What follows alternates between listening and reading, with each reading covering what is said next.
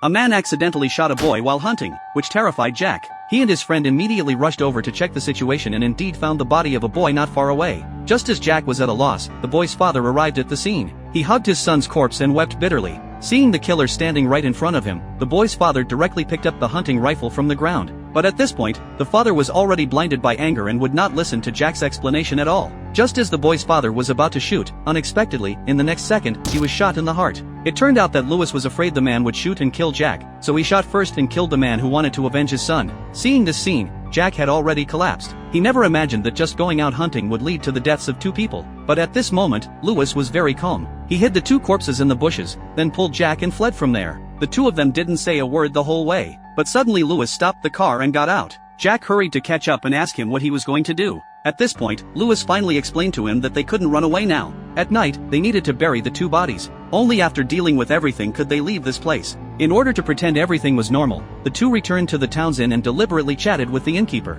Then they went to a restaurant and had a meal, creating evidence that they were not at the crime scene. Although they wouldn't be suspected for the time being, they knew that only by quickly disposing of the bodies at the scene could they leave this place of trouble. So in the middle of the night, they secretly returned to the hunting grounds and quickly dealt with the two corpses. However, just as they were searching for the shells left at the scene, they realized there was still a bullet lodged in the little boy's head. Only by removing the bullet would the police not be able to find them. However, Jack resolutely opposed this, but he was sent back to the car by Lewis. After Lewis removed the shell casing, he put all the evidence into the trunk. After handling it, they returned to the inn. However, just as the two were about to leave town at dawn, a group of people suddenly gathered downstairs.